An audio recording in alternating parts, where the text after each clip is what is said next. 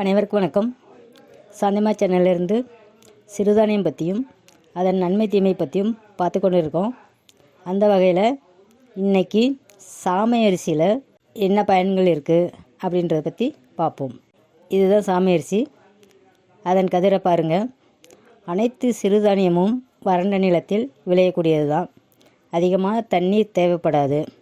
வானம்பாத்த பூமியை நம்பி வாழும் விவசாயிகள் இந்த சிறுதானியத்தை பயிரிடலாம். அதாவது வானம்பாத்தி பூமி அப்படின்னா ஆற்று பாசனம் இருக்காது, ஏரி குளம் சிறியதாக இருக்கும், கிணத்தடி நீரும் அதிகம் கிடைக்காத வயல்கள் உள்ள மக்கள் இந்த சிறுதானியத்தை உற்பத்தி செய்வது நல்லது.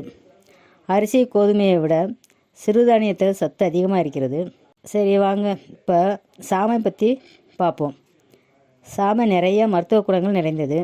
எலும்புகளுக்கு இடையில் இருக்கும் தசைகளை வலிமை பெற செய்கிறது. காய்ச்சல் வரும்போது நாவறட்சி ஏற்படும். அப்படி நாவறட்சி ஏற்படும்போது இந்த சாமை உணவு சாப்பிட்றதுனால அந்த நாவறட்சி சரியாகும்.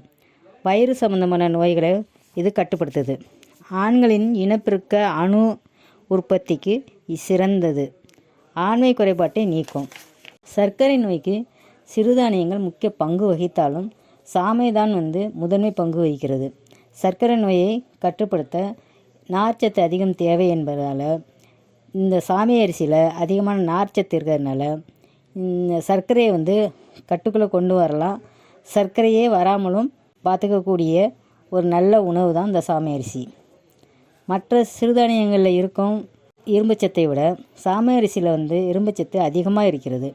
சாமை இரத்த சோகை வராமல் கட்டுப்படுத்துகிறது. சாமை உடல் உறுதிக்கும் ஆரோக்கியத்துக்கும் உகந்தது. இளம் பெண்கள் இந்த சாமையை முக்கிய உணவாக கருதி உணவில் எடுத்துக்கொள்ள வேண்டும். மலச்சிக்கலை போக்க வல்லது.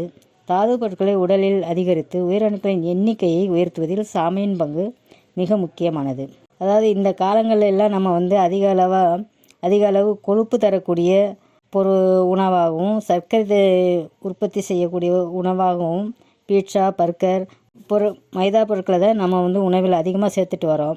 அந்த மாதிரி உணவுகளை தவிர்த்துட்டு சாமை மாதிரியான சிறுதானியங்களில் செய்த உணவுப் பொருட்களை நம்ம உட்கொள்ளும்போது உடல் உறுதியாகவும் ஆரோக்கியமாகவும் இருக்கும். சரி வாங்க இதனுடைய தீமைகள் என்னென்று பார்ப்போம். சாமை அரிசியில் பக்க விளைவுகள் குறைவு தான். ஆனாலும் நான் ஏற்கனவே சொல்லியிருக்கேன், சிறுதானியத்தை அளவோடு சாப்பிடணும் என்று. ஒவ்வொரு நாளும் ஒரு நேரம் ஏதாவது ஒரு சிறுதானியம் எடுத்துக்கொள்ளலாம். சாமையில் என்னென்ன உணவு பண்ணலாம் அப்படின்னா, சாமையில் தோசை பண்ணலாம், சாமை கஞ்சி பண்ணலாம், சாமையில் வெண்பொங்கல் பண்ணலாம். இந்த மாதிரி வெரைட்டியான உணவு பண்ணலாம். நன்றி. இந்த சேனல் பிடிச்சிருந்தா ஷேர் பண்ணுங்கள், லைக் பண்ணுங்கள், கமெண்ட் பண்ணுங்கள், அருகில் உள்ள பெல் பட்டனை ப்ரெஸ் பண்ணுங்கள், மறக்காமல் சப்ஸ்கிரைப் பண்ணுங்கள்.